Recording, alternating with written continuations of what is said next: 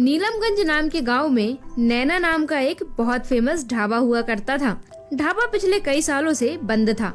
पूरे गांव में ये अफवाह थी कि ढाबे को चलाने वाली बूढ़ी औरत की मौत ढाबे के अंदर ही हो जाने के कारण उसकी आत्मा आज भी वहां भटक रही है। इसीलिए कोई भी उस ढाबे के आसपास भी नहीं भटकता था, जिससे ढाबे का वर्तमान मालिक विनायक ढाबे को बहुत सस्ते दाम में बेचने का फैसला लेता है और अखबार में ढाबा बेचने का इश्तेहार भी देता है। सुबोध नाम का एक व्यक्ति अपना काम चालू करना चाहता था, इसीलिए वो अखबार में नैना ढाबे की सस्ते में मिलने की खबर पढ़कर नैना ढाबा खरीदने के लिए नीलमगंज पहुंचता है। गांव पहुंचने के बाद सुबोध गांव के एक व्यक्ति से नैना ढाबे के बारे में पूछता है। सुनो भाई, क्या तुम मुझे उस ढाबे का पता बता सकते हो? उस ढाबे का मतलब किस ढाबे का? उसका कुछ नाम तो होगा ना? अरे उस ढाबे का नाम क्या था? अरे हाँ याद आया भाई, नैना ढाबा नाम था उसका।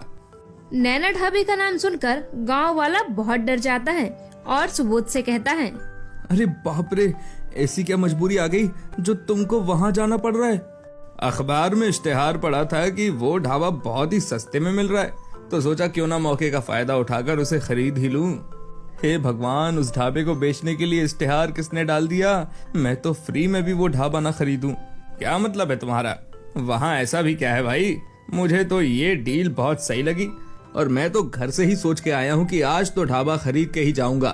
अरे भैया, जानते नहीं का, वो ढाबा असल में भूतिया ढाबा है और मेरी मानो तो आप भी उसे खरीदने का ख्याल छोड़ दीजिए और जहाँ से आए हैं ना वहीं पर लौट जाइए। आपकी भलाई इसी में है। एक तो आप गांव वाले भूत प्रेत पर जाने क्यों इतना विश्वास करते हैं, जबकि भूत प्रेत जैसी कोई भी चीज नहीं होती।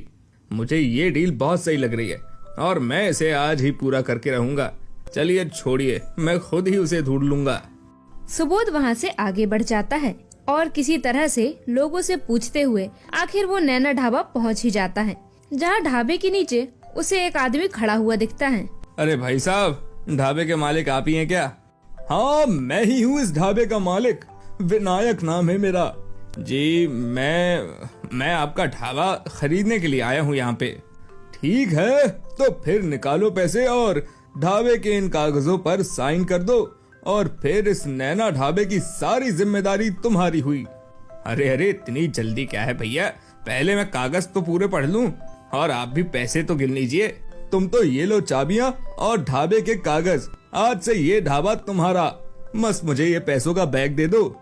एक तो आप इतने सस्ते में ये ढाबा दे रहे हैं, ऊपर से इतनी जल्दबाजी कर रहे हैं। सच कहूँ तो मुझे थोड़ा शक हो रहा है।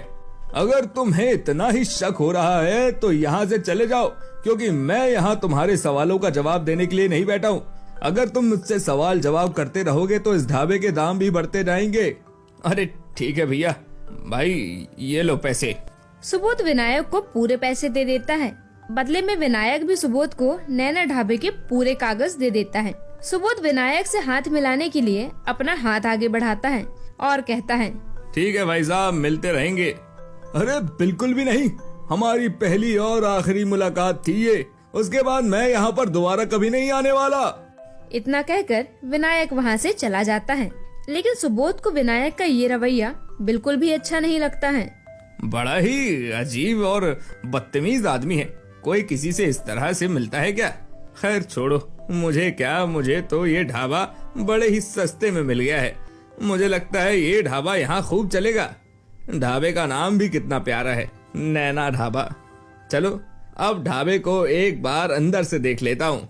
बाहर से देखने में ये ढाबा बहुत ही पुराना लग रहा था और इसकी दीवारें भी बहुत पुरानी हो चुकी थी। साथ ही मकड़ी के खूब सारे जाले भी लगे हुए थे।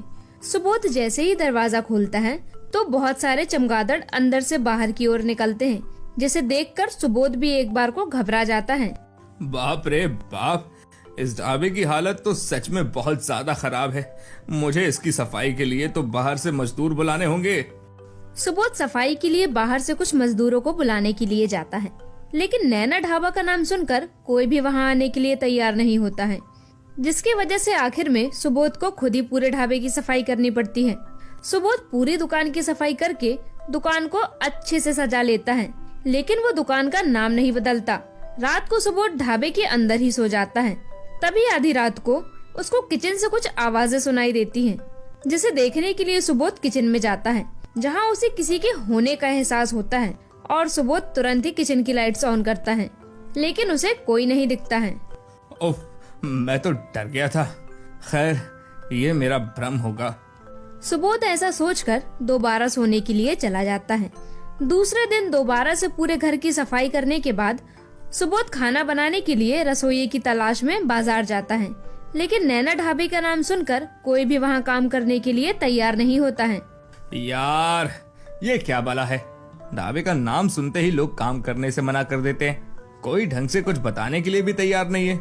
चलो, अब कुछ दिन मैं खुद से ही खाना बनाता हूँ। सुबोध बाजार से सब्जियां ले जाकर खुद ही खाना बनाता है, लेकिन पहले दिन उसकी दुकान पर कोई भी ग्राहक नहीं आता। इसके बाद भी सुबोध हार नहीं मानता और दूसरे दिन भी खाना बनाता है। दूसरे दिन उसके दुकान पर 2 ग्राहक आते हैं, जो कि शहर में नए आए हुए होते हैं। उन लोगों को खाना इतना पसंद आता है कि वो अपने दूसरे साथियों को भी इसी ढाबे में खाने के लिए कहते हैं, और ऐसा करते करते सुबोध के ढाबे में दिन के 10 से 12 लोग आने लगते हैं, जिससे सुबोध का काम बहुत बढ़ जाता है और अब वो दिन रात मेहनत करता है। ऐसे ही एक दिन सुबोध रात को खाना बनाने के लिए आधी सब्जियों को काटकर सो जाता है, और जब अगली सुबह उठता है तो सुबोध देखता है कि सारा खाना बनकर तैयार रखा हुआ है। सुबोध ये सब देखकर बहुत ही हैरान हो जाता है। अरे ये क्या? मैं तो रात को सो रहा था, तो खाना किसने बना दिया भाई? यहाँ तो सच में कोई मायावी शक्ति है। खैर छोड़ो, मैं तो चलकर ढाबा खोलता हूँ। सुबोध इस बात को नजरअंदाज करके ढाबा खोलने के लिए चला जाता है और रात को दोबारा से सब्जियां और खाना बनाने का कच्चा सामान लाकर ठीक उसी जगह पर रख के सो जाता है। और सुबह जब वो उठता है तो देखता है कि आज फिर से खाना बना हुआ रखा था। अरे ये क्या हो रहा है और कौन कर रहा है? मुझे पता लगाना ही होगा। रात को सुबोध दोबारा से खाना बनाने का सारा सामान रखकर सोने के लिए चला जाता है, लेकिन वो आज सोता नहीं है और ये देखने के लिए इंतजार करता है कि कौन है जो यहाँ आकर रोज खाना बना जाता है। रात को जैसे ही उसे किचन से आवाजें आती हैं, सुबोध चुपके चुपके किचन के पास जाता है, जहाँ वो देखता है कि एक कमजोर सी दिखने वाली औरत खाना बना रही होती है। कौन है आप? आपको अगर काम चाहिए था तो आप मुझसे बात कर लेती। यहाँ चोरी छुपे आने की क्या जरूरत थी? बेटा, मैंने ही इस ढाबे की शुरुआत की थी। मैंने ही इसका नाम अपनी पोती नैना के नाम पर रखा था। मेरे बेटे और बहू मेरी पोती नैना को लेकर शहर चले गए और फिर कभी दोबारा वापस ही नहीं आए। उनका इंतजार करते करते मेरी इस ढाबे के अंदर ही मौत हो गई। ये सब सुनकर सुबोध भी बहुत डर जाता है और कांपने लगता है। तुम डरो मत बेटा, तुमसे पहले भी कई लोग यहाँ पर आए हैं, लेकिन वो सब इस जगह को या तो तोड़ना चाहते थे या फिर यहाँ पर कुछ और ही बनाना चाहते थे। लेकिन तुम ऐसे पहले ही इंसान हो जो मेरे ढाबे को तोड़ना नहीं चाहता, और तुमने तो इसका नाम तक नहीं बदला। इसीलिए तुम अब आराम से यहाँ पर रह सकते हो, और अब मैं भी यहाँ से जा रही हूँ। खुश रहो बेटा। इतना कहकर चुड़ैल अचानक ही वहाँ से गायब हो जाती है। ये सब सुनकर सुबोध की आंखों में आंसू आ जाते हैं और वो समझ जाता है कि हमें अपना कहने वाले सच में अपने ही हों, ऐसा जरूरी नहीं होता।